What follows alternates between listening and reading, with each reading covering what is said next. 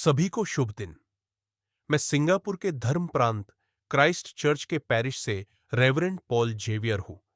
Singapore अपनी स्वतंत्रता के 60वें वर्ष का जश्न मना रहा है और हम उस राष्ट्र के लिए प्रभु का धन्यवाद करते हैं जिसने उल्लेखनीय प्रगति की है। एक ऐसा क्षेत्र जिस पर हमें एक चर्च और एक राष्ट्र के रूप में तत्काल ध्यान देने की आवश्यकता है, वह है हमारे बुजुर्गों की देखभाल। 2030 तक सिंगापुर में हर 4 में से एक नागरिक 65 वर्ष से अधिक आयु का होगा। सरकार ने स्वस्थ वृद्धावस्था, मानसिक स्वास्थ्य और सामाजिक जुड़ाव को बढ़ावा देने के लिए सामुदायिक देखभाल अपार्टमेंट, सक्रिय वृद्धावस्था केंद्र और सिल्वर जनरेशन ऑफिस एम्बेसडर जैसी पहलों के साथ प्रतिक्रिया व्यक्त की है। लेकिन केवल बुनियादी ढांचा ही हमारे बुजुर्गों की सबसे गहरी जरूरतों को पूरा नहीं कर सकता। सम्मान, प्रेम, उद्देश्य और आध्यात्मिक आशा। इसलिए हमारे चर्चों में हमारे कुछ बुजुर्ग चुपचाप कष्ट सह रहे हैं, कभी सेवा में सक्रिय योगदान देने वाले। वे अब खुद को भुला दिया गया, प्रतिस्थापित, अप्रचलित या बोझ के रूप में देखा जाता है।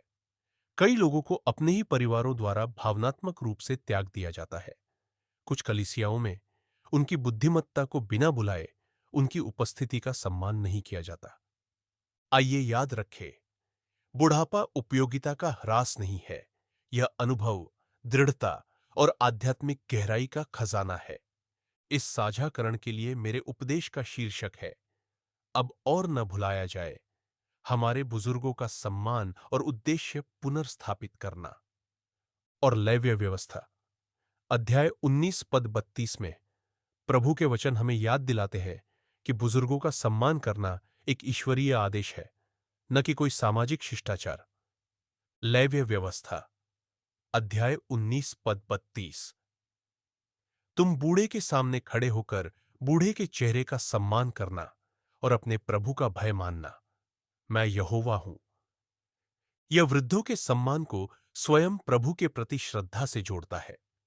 बुजुर्गों की उपेक्षा या उन्हें खारिज करना प्रभु के समुदाय की पवित्र लय से नाता तोड़ना है।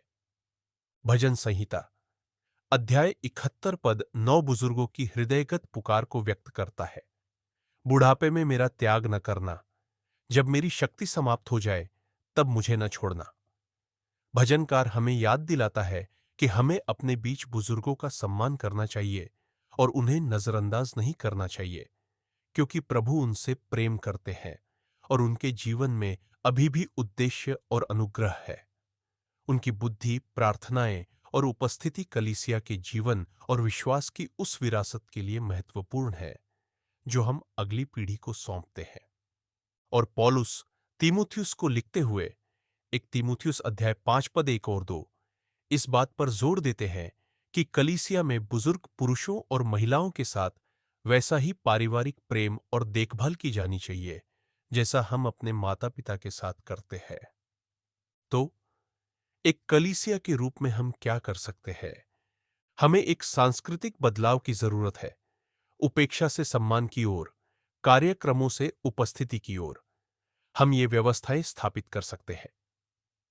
पहले, वरिष्ठ नागरिकों के लिए पादरी देखभाल दल, नियमित मुलाकातें, घर पर संगति और व्यक्तिगत प्रार्थना सहायता। दूसरा, बुजुर्गों की गवाही का जश्न मनाना।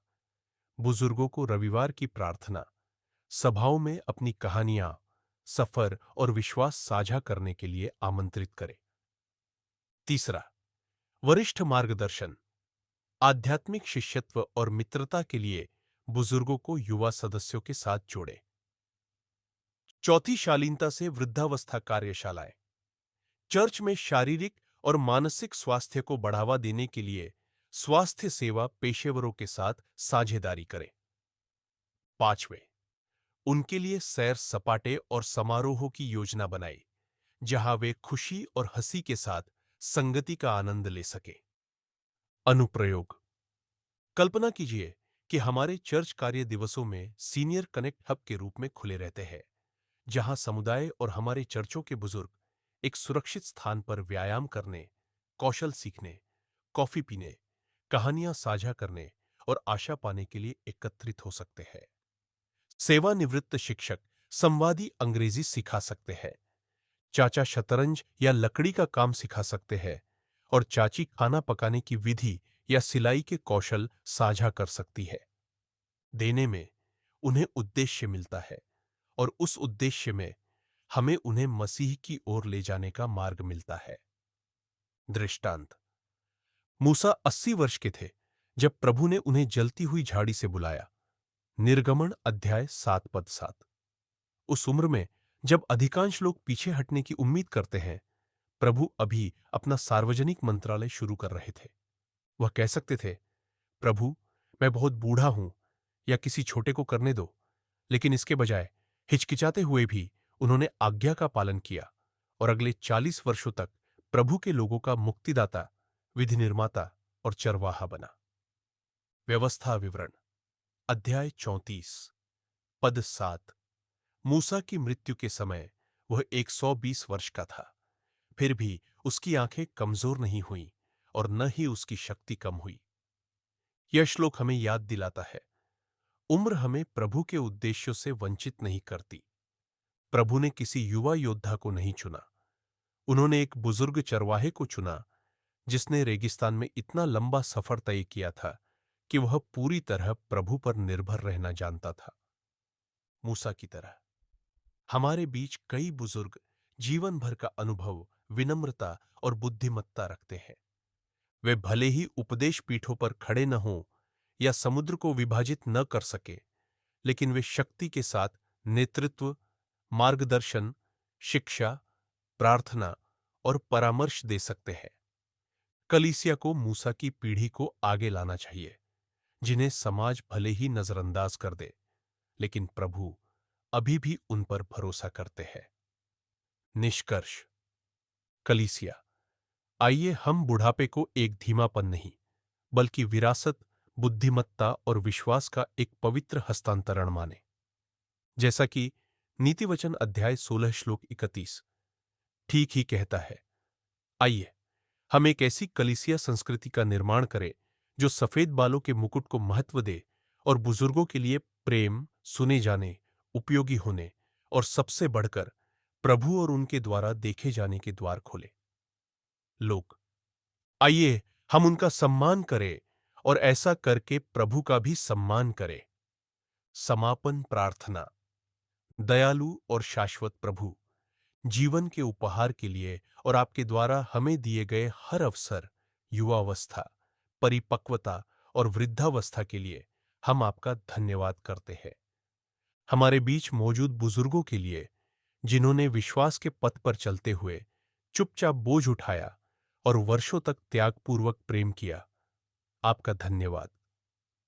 हे प्रभु, हमें उन समयों के लिए क्षमा करें जब हमने उन्हें अनदेखा किया या भुला दिया। हम में सम्मान, करुणा और विनम्रता की भावना का नवीनीकरण करें। हमें एक ऐसा चर्च बनने में मदद करे जो हर पीढ़ी को महत्व दे, खासकर उन लोगों को जिनकी शक्ति क्षीण हो रही हो, लेकिन जिनका विश्वास दृढ़ बना हुआ है।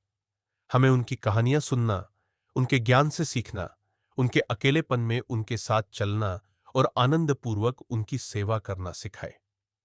हम उनमें उम्र की सीमाएं नहीं, बल्कि आपके द्वारा गढ़े गए जीवन की समृद्धि देखें। हम यह प्रार्थना यीशु मसीह के नाम पर करते हैं, जो कल, आज और हमेशा एक जैसे है। आमीन।